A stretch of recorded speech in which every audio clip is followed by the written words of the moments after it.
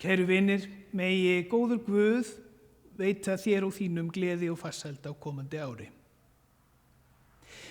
Af hættu við að hljóma eins og jólakort tek ég innilega undir þessa kveðju sem svo sjálfsögður hluti af menningu okkar og hátíðarhöldum að við stöldrum sjaldnast við.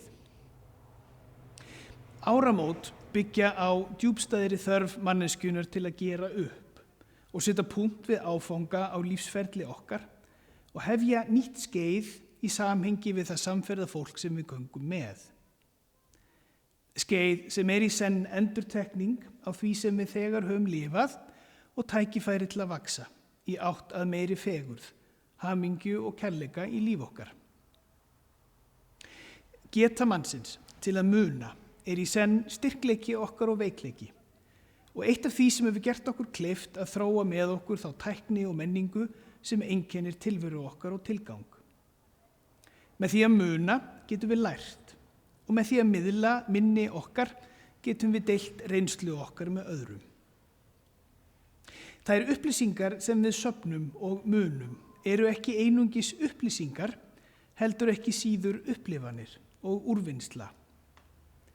Manneskjan sannarlega fær að safna upplýsingum á skynsaman og reglubundinn hátt, en í grunninn erum við tilfinninga og tengslaverur fremur en skynsemisverur. Þess vegna óskum við hvert öðru gleði á komandi ári, frekar en að orða einhver markmið sem eru mælanleg með mælikvörðum skynseminnar. Skynjun okkar skilgreinir tilveru okkar. Við þekkjum það öll í einhverri mynd að hafa notið þess að takast á við verkefni eða erfiðleika sem aðrir kvíða. Og meðan aðrir virðast ekki kippa sér upp við að standa frammi fyrir aðstæðum sem við upplifum sem skelfilegar. Munurinn felst ekki í aðstæðunum, heldur upplifun okkar og tilfinningalegri getu til að takast á við verkefnið sem framundan er. Það ekki tilviljun að frelsari okkar bendir ítrekkað á unga börn í leit að fyrirmynda því hvernig við eigum að lifa líf okkar. Þau sem njóta þeirra gæfu að hafa unga barn á heimili sínu þekkja það daglega undrunar og gleði efni að fylgjast með barni takast á við verkefni lífsins. Barni sem óttalaust heldur áfram að æfa færni sína þrátt fyrir byltur og meiddi og heldur í hverja könnunarferðina á fætur annari skápa og hyslur heimilisins, rekið áfram af eðlislegri forvitni.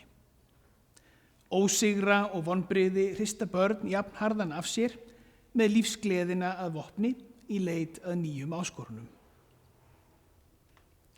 Árið sem að baki hefur verið margt merkilegt ár og þegar farið yfir sviðið í senn ástæða til að syrgja og gleðjast yfir atburðum líðandi árs. Í Evrópu var tekist á öryggismál, flóttamannastrauminn til álfunnar, hryðjuverk, trúaröfga og loftslagsmál. Öll þessi mál varða samfélag okkar með beinum hætti. Vandinn sem við stöndum frammi fyrir víðtækur og stór, en það jafnframt rík ástæða til að vera bjartsýn. Svo víða sjást merki þess að viðbrögð við stórum vanda samstaða. Og þó það sé vissulega margt sem sundrar okkur, erum við í grunninn eins, óháð öllum þeim skoðana ágreiningi og eiginleikum sem tekist á. Þær raddir sem vilja snúa baki við neyð náungans á endanum kveðnar í kútinn. Hagsmunagæsla stórfyrirtækja og stjórnmálaafla mun á endanum gefa undan gagnrýni almennings og ótta áróður þeirra sem vilja einsleitni í samfélaginu þolir ekki til lengdar dagsins ljós. Boðskapur Biblíunnar á sannarlega erindi inn í þessa deiglu. Ekki til að bera fram algild svör eða skerpa á landamærum í trúarlegu og menningarlegu tilliti, heldur til að sýna fram á að við getum lært af fyrri mistökum og öðlast von betri framtíð.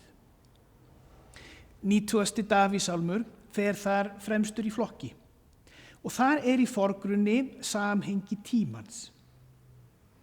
Engin ritningarteksti stendur þjóðinni nær, þar sem 90. Davíðsálmur andlag þess lofsöngs sem Matthías Jochumsson samdi fyrir 1000 ára afmæli Íslandsbyggðar við lag Sveinbjörns Sveinbjörnssonar og þjóðsöngur okkar Íslendinga.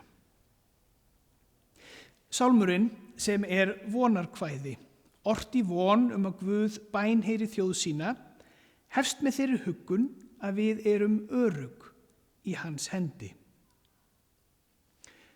Drottinn, þú hefur verið oss athvarf frá kyni til kyns. Áður en fjöllin fæddust og jörðin og heimurinn urðu til, frá eilífð til eilífðar ert þú, ó Guð.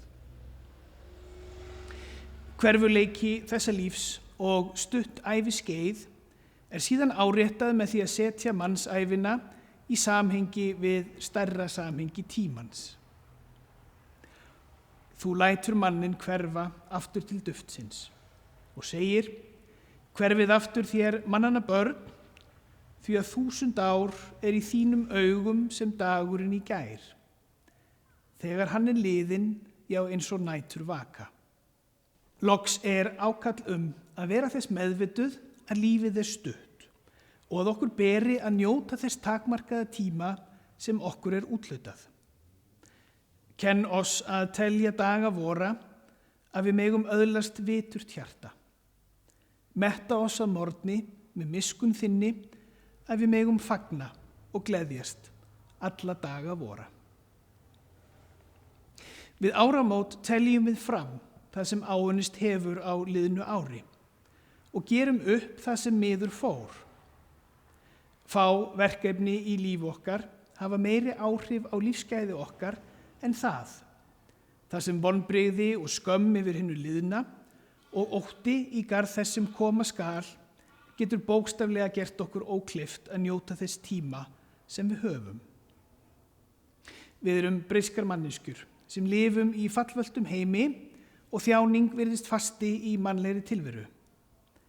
Biblían sannarlega raunsæ í þeim efnum, en okkur gefin af Guði getan til að rísa yfir erfiðleika okkar, ef við viljum þiggja þá náð að mega lifa í skjóli hans. Andspænis komandi ári ég fullur eftirvæntingar og fullur kvíða, því neita ég ekki. Ég óttast framvindu heimsmála, ég óttast velferð þjóðarinnar, ég óttast afdrif barna minna og ástvina og ég óttast eigin vanmátt andspænis verkefnum næsta árs. Framvindu heimsmála og velferð þjóðarinnar get ég litlu ráðið, öðru en því að láta gott af mig leiða með því að tala sannfæringu mína inn í aðstæður hverju sinni. Ástvinum mínum mér einungis gefin náð til að elska en ekki að breyta. Og vanmátt minn legg ég í Guðs hendur í trausti þess sem segir í sálmunum: metta oss að morgni með miskunn þinni. Sú miskunn kann að virðast veikburða von, en hún það haldreipi sem kristin kirkja hverfist og sú sterka hönd sem við höfum svo mörg fengið að reyna í erfiðleikum lífsins.